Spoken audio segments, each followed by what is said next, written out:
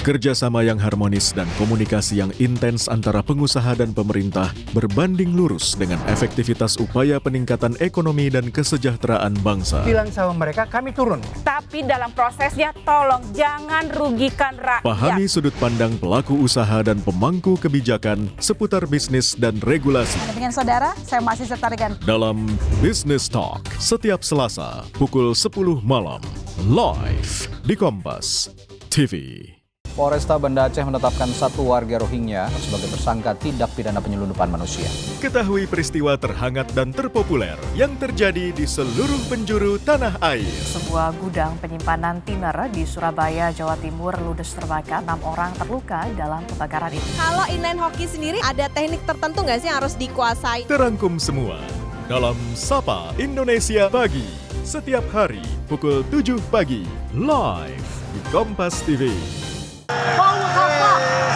Sebenarnya kita ini dalam stadium 4 pengelolaan sampah.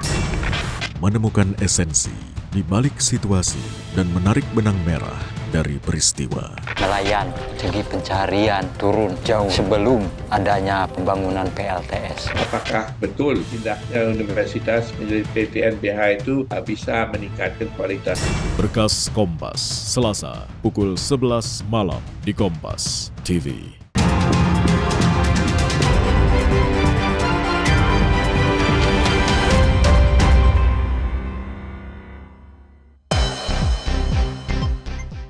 PT GPA diminta hentikan aktivitas hingga ganti rugi diselesaikan.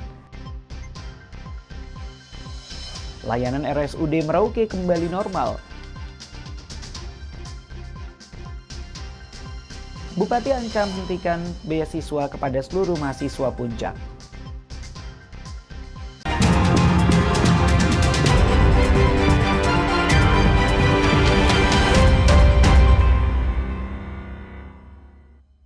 Selamat pagi saudara, apa kabar Anda hari ini? Selain ketiga informasi tadi, sejumlah informasi dan berita menarik lainnya akan kami hadirkan untuk mengisi rangkaian berita Kompas Merauke hari ini. Selama 30 menit ke depan, bersama saya Frankie Wohel, inilah Kompas TV Independen terpercaya.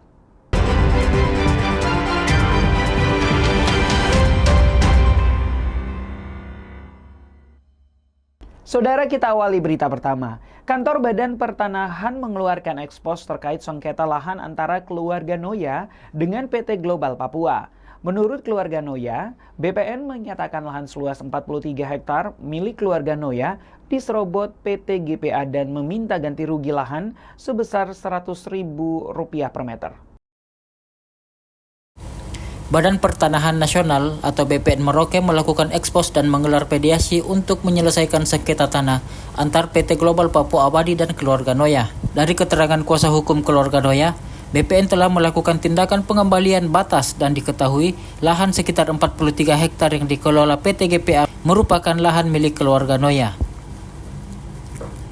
Berdasarkan hasil tersebut, keluarga Noya meminta ganti rugi atas lahan mereka sebesar Rp100.000 per meter dan meminta PT GPA menghentikan aktivitas hingga pembayaran ganti rugi dilakukan.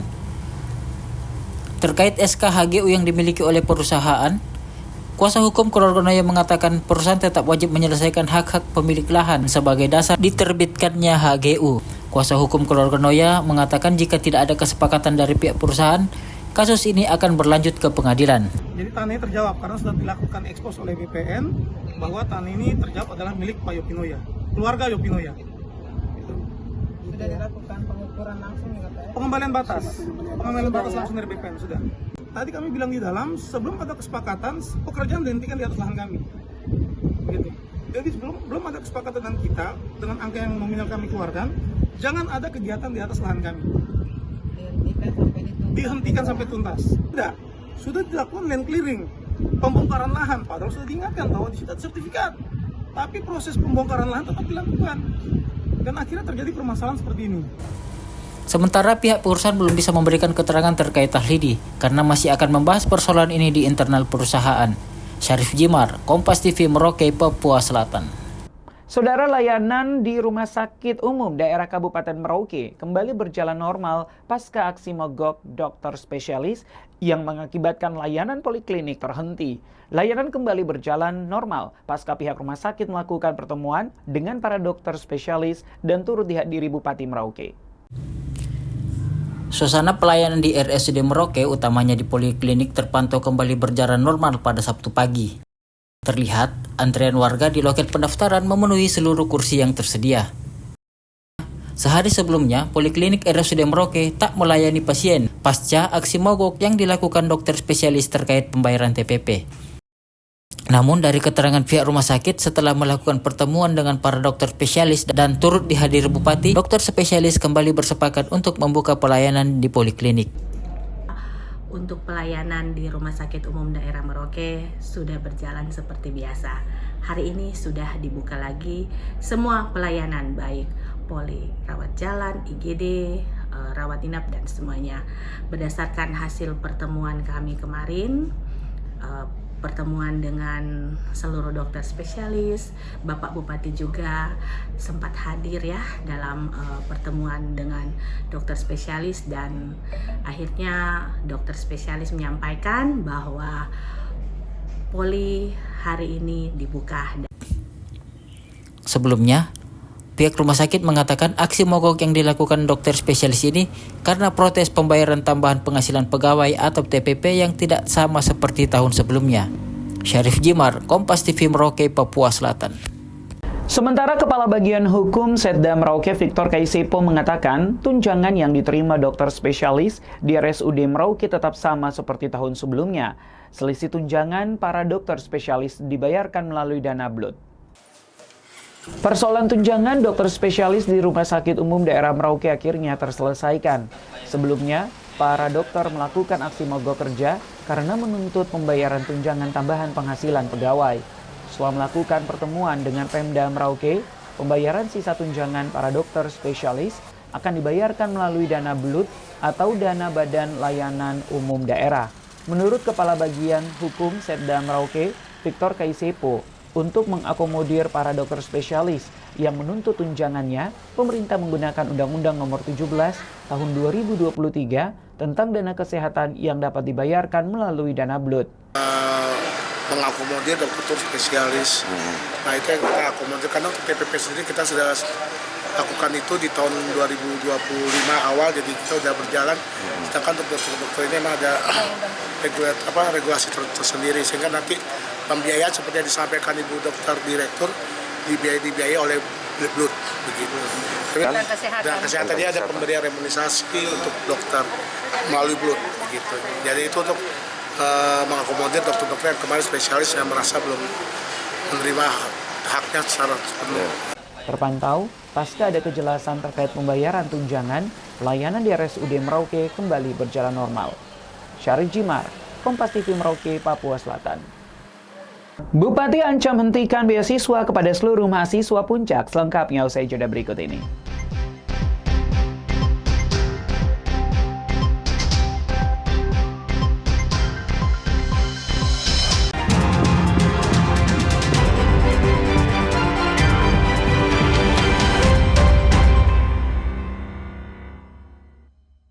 Kerjasama yang harmonis dan komunikasi yang intens antara pengusaha dan pemerintah berbanding lurus dengan efektivitas upaya peningkatan ekonomi dan kesejahteraan bangsa. Bilang sama mereka, kami turun. Tapi dalam prosesnya tolong jangan rugikan rakyat. Pahami sudut pandang pelaku usaha dan pemangku kebijakan seputar bisnis dan regulasi. Dengan saudara, saya masih setarkan. Dalam Business Talk, setiap Selasa, pukul 10 malam. Live di Kompas TV.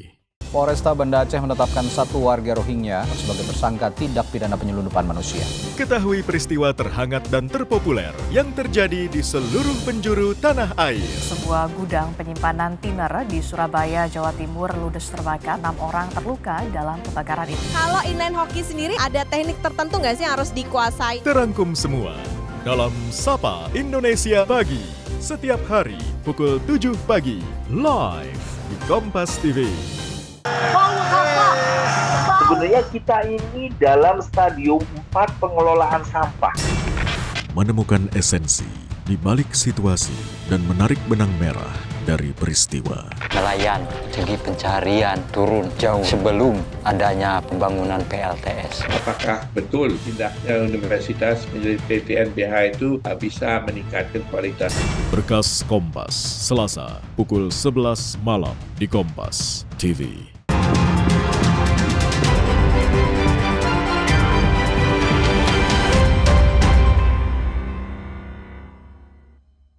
Masih bersama saya Frankie Wohel dalam Kompas Merauke. Saudara, mahasiswa ajukan mosi tidak percaya kepada DPRK dan pemerintah Kabupaten Puncak.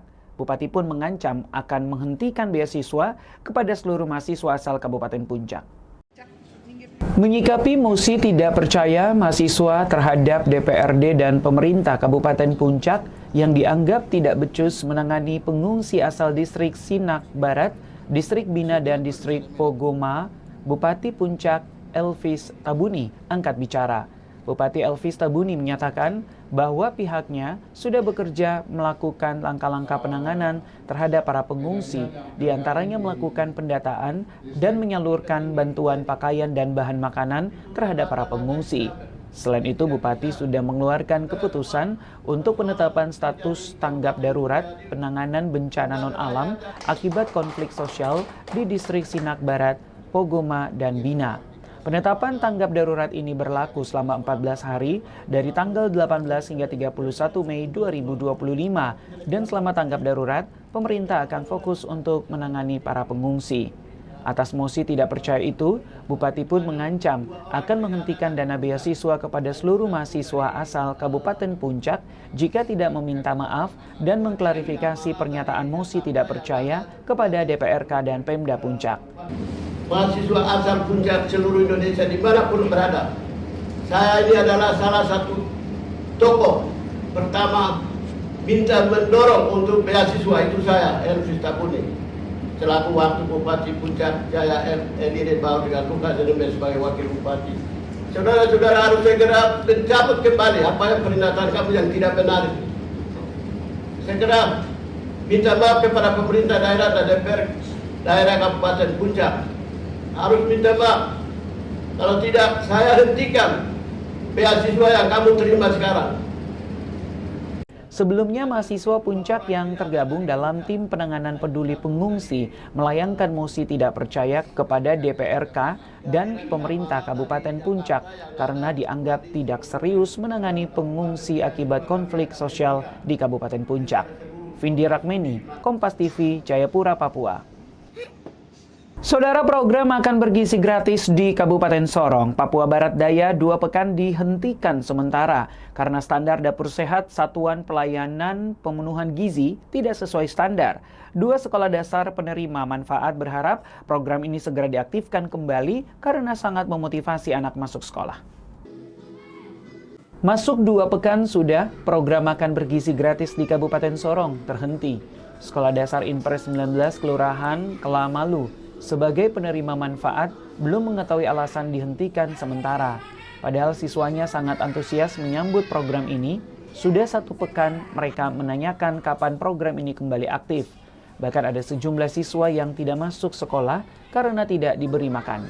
Guru SD Impres 19 Kabupaten Sorong bilang program ini sangat bermanfaat, salah satunya memacu semangat belajar siswa. Beberapa waktu ini kan tidak ada makanannya karena libur. Karena mungkin saja libur saja, kemudian anak-anak kelas 6 kan ujian. Jadi mungkin dihentikan. Jadi sekarang ini mereka ketika masuk minggu kemarin, mereka lalu sudah bawa sendok. Mereka tanya, "Bu Guru, kita tidak makan." Ya, kami tidak tahu ada informasi atau tidak, ya karena kami kan guru. Jadi kami tidak terlalu ini sampai ke sana kan, kami tahu saja kami siap terima. Ketika tidak ada ya kami mau katakan apa? Menunggu saja Ibu. Kami siap menunggu. Kadang ya ada ketika adanya makanan gratis, kehadiran anak-anak itu luar biasa banyak. Namun sekarang saja untuk jumlah kelas saya karena sudah tidak ada makanan gratis dan setiap hari Sabtu sudah mulai berkurang karena tidak ada makanan gratis. Hal senada juga disampaikan oleh SD Impres 18 Kelurahan Jamaimo. Program makan bergizi gratis ini menambah asupan makan bagi siswa yang tidak sarapan, namun sudah 2 pekan program ini terhenti dengan alasan intern.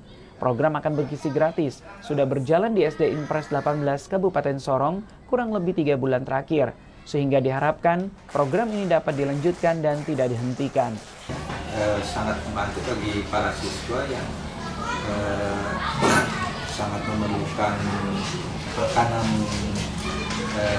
bergizi ya, itu karena banyak siswa juga yang setiap hari itu terbantu di sarapan, terutama harapan kami ya berlanjut lagi. Sementara itu dari pantauan di Dapur Sehat Satuan Pelayanan Pemenuhan Gizi Yayasan Keadilan Papua Sejahtera tidak terlihat adanya aktivitas pekerja. Bahkan hanya ditempelkan stiker bertuliskan Badan Gizi Nasional.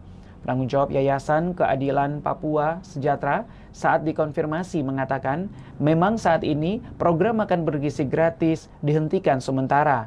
Badan Gizi Nasional meminta agar dapur sehat direnovasi sesuai standar. Kami di dapur MBG Sialon Klamalu memang beberapa waktu ini untuk sementara tidak kegiatan MBG-nya terhenti karena terkait juga dengan standarisasi BGN. Nah itu yang sementara kita benahi, dan oleh pihak BGN beberapa hari yang lalu sempat datang dan lihat dan memberikan catatan terkait dengan standarisasi yang ada, tetapi juga waktu yang diberikan kurang lebih sampai nanti bulan Juni. Hingga saat ini hanya ada 1 dapur pelayanan pemenuhan gizi yang aktif melalui program makan bergizi gratis. Namun, dengan adanya pemberhentian sementara, saat ini program tersebut tidak dilaksanakan di Kabupaten Sorong. Flora Batlayeri, Kompas TV, Sorong, Papua Barat Daya. Saudara, 4 pendaki sempat mengalami kejadian tak mengenakan saat mendaki di Bukit Kawatuna, Palu pada Sabtu malam.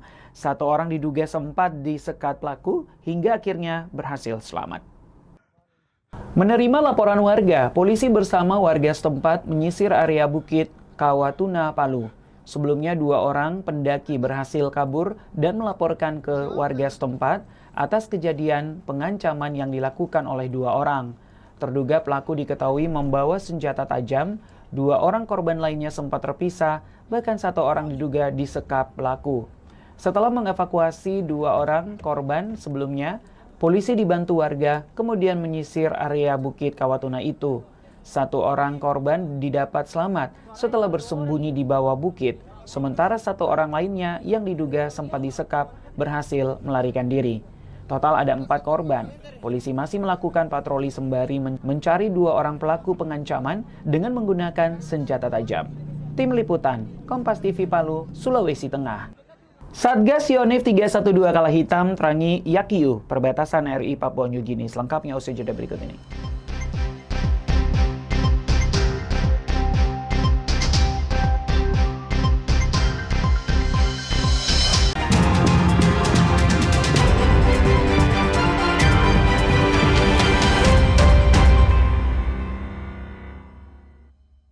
Kerjasama yang harmonis dan komunikasi yang intens antara pengusaha dan pemerintah berbanding lurus dengan efektivitas upaya peningkatan ekonomi dan kesejahteraan bangsa. Bilang sama mereka kami turun. Tapi dalam prosesnya tolong jangan rugikan rakyat. Pahami sudut pandang pelaku usaha dan pemangku kebijakan seputar bisnis dan regulasi. Dengan saudara, saya masih setarkan. Dalam Business Talk, setiap Selasa pukul 10 malam, live di Kompas TV. Polresta Banda Aceh menetapkan 1 warga Rohingya sebagai tersangka tindak pidana penyelundupan manusia.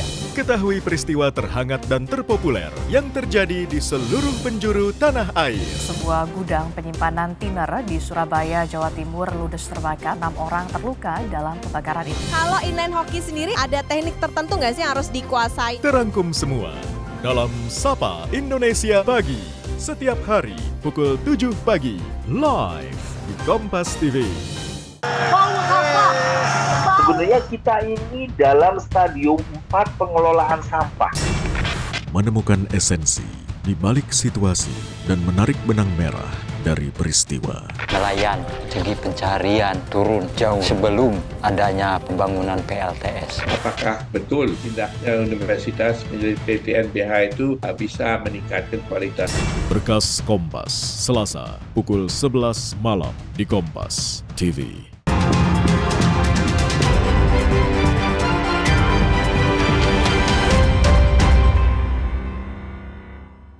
Saudara, pemerintah Provinsi Papua Selatan menyerahkan bantuan sapi kurban masing-masing sebanyak 5 ekor sapi per kabupaten. Selain untuk kabupaten, juga diberikan bantuan untuk TNI, MUI, dan Dewan Masjid. Puluhan sapi kurban diserahkan secara simbolis di halaman Masjid Raya Al-Aqsa Merauke pada Jumat lalu. Penyerahan diberikan Gubernur Papua Selatan kepada perwakilan MUI di 4 kabupaten wilayah Papua Selatan. Masing-masing kabupaten dibantu 5 ekor sapi. Selain itu, Gubernur juga membantu sapi kurban untuk Korem 174 Aninti Waningga, Lantamal 11 Merauke, dan Danlanut JA Dimara masing-masing sebanyak 2 ekor sapi. Bantuan sapi kurban juga diserahkan untuk DKM Raya Al-Aqsa, MUI Papua Selatan, dan Dewan Masjid Indonesia. Oleh karena itu, maka pemerintah Provinsi Papua Selatan juga turut serta ikut mengambil bagian untuk mempersiapkan diri, mempersiapkan umat dengan turut berkurban, mengorbankan sebagian dari karya dan pelayanan dengan wujud nyata menyerahkan hewan kurban kepada Majelis Ulama Indonesia dari 4 kabupaten dalam cakupan wilayah Provinsi Papua Selatan. Syarif Jimar, Kompas TV Merauke, Papua Selatan. Saudara, pemerintah Kabupaten Merauke meluncurkan program pembangunan rumah subsidi bagi masyarakat kelas menengah ke bawah. Program ini disebut sebagai dukungan atas program 3 juta rumah yang dicanangkan pemerintah pusat, sekaligus program 100 hari kerja Bupati terpilih Yosep Kepse dan Fauzunihaya. Salah satu program 100 hari kerja Bupati terpilih Yosep Kepse dan Fauzunihaya yakni dengan peluncuran rumah subsidi dan tanpa uang muka. Peluncuran rumah subsidi untuk masyarakat kelas menengah ke bawah merupakan bagian dari dukungan Pemkab Merauke atas program 3 juta rumah yang dicanangkan pemerintah pusat. Bupati Merauke, Yosep Ladi Kepse, mengatakan program tersebut diluncurkan untuk menghadirkan kesejahteraan masyarakat secara menyeluruh. Salah satunya dengan menghadirkan hunian bagi warga yang terjangkau karena rumah menjadi kebutuhan primer bagi setiap warga. Salah satunya adalah bagaimana kita menyediakan kebutuhan yang paling mendasar bagi kita semua, yaitu makanan, pakaian, tetapi juga perumahan atau papan. Sehingga itulah yang kami ingin melakukan untuk masyarakat di Merauke. Dari data-data kita sebenarnya masih banyak warga kita yang belum memiliki rumah. Rencananya, rumah murah ini akan dibangun sebanyak 1.156 unit, namun di tahap awal baru akan dibangun sebanyak 200 unit di Jalan Cikombong. Syarif Jimar, Kompas TV Merauke, Papua Selatan. Sorotan lainnya, saudara, prajurit TNI dari Satgas Yonif 312 Kala Hitam memasang 25 unit lampu solar sel di RT Yakyu, Kampung Rawabiru, Distrik Sota, Kabupaten Merauke, Papua Selatan. Selama ini warga Yakyu dalam kondisi yang sangat gelap saat malam karena belum dialiri listrik. Penantian warga Yakyu untuk menikmati penerangan saat malam akhirnya terjawab. Kehadiran Satuan Tugas Pengamanan Perbatasan Yonif 312 Kala Hitam menjawab penantian warga Kampung Yakyu. Belum tersedianya akses listrik ke Yakyu membuat warga yang berbatasan langsung dengan garis batas Papua New Guinea harus menunggu puluhan tahun untuk menikmati cahaya penerang dari lampu bertenaga surya yang dipasang. Tak sekedar jauh saja, akses ke Yakyu juga terbilang cukup sulit. Karena terbatasnya akses melalui darat, untuk membawa peralatan penerang, prajurit TNI harus berjuang melewati rawa dengan kole-kole, perahu khas warga Merauke yang dirancang melewati tebu rawa yang terkadang cukup sempit. Pengerjaannya pun dilakukan bersama warga hingga 25 unit lampu penerang berdiri dan menerangi sepanjang jalan di RT Yakyu. Satgas Yonif 312 Kala Hitam menyebut dukungan tersebut sebagai komitmen TNI untuk mendukung kesejahteraan masyarakat Papua dalam berbagai bentuk. Satu di antaranya menerangi pemukiman warga asli Papua di garis batas negara. Sukacita warga mengiringi peresmian lampu penerang. Kepala kampung menyambut baik dan menyatakan rasa terima kasih atas dukungan dari TNI yang memberi perhatian bagi warga perbatasan. Selama ini malam di kampung kami sangat gelap karena belum ada listriknya. Tapi sekarang berkat bantuan kami menjadi terang. Anak-anak kami bisa bermain, belajar di malam hari ini. Dulu kami di sini gelap. Sekarang kita bisa lihat dari ujung sampai ujung, anak-anak bisa bermain dengan aman. Tim Liputan, Kompas TV Merauke, Papua Selatan. Dan saudara, informasi tadi sekaligus menutup perjumpaan kita dalam Kompas Merauke edisi hari ini. Saya Frankie Wohel, mewakili tim kerabat kerja yang bertugas, menyampaikan terima kasih atas perhatian Anda. Saksikan terus Kompas TV, independen terpercaya. Sampai jumpa.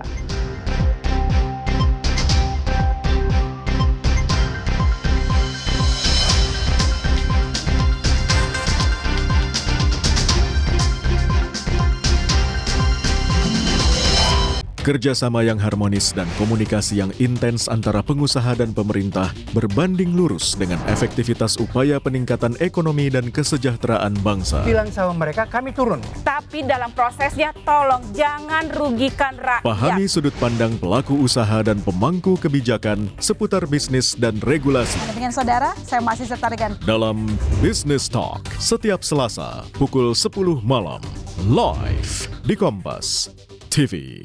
Polresta Banda Aceh menetapkan satu warga Rohingya sebagai tersangka tindak pidana penyelundupan manusia.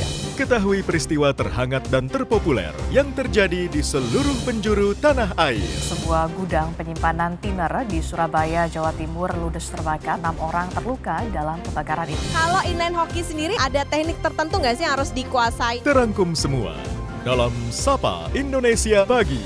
Setiap hari pukul 7 pagi live di Kompas TV. Sebenarnya kita ini dalam stadium 4 pengelolaan sampah. Menemukan esensi di balik situasi dan menarik benang merah dari peristiwa. Nelayan segi pencarian turun jauh sebelum adanya pembangunan PLTS. Apakah betul tindaknya universitas menjadi PTNBH itu bisa meningkatkan kualitas? Berkas Kompas, Selasa pukul 11 malam di Kompas TV.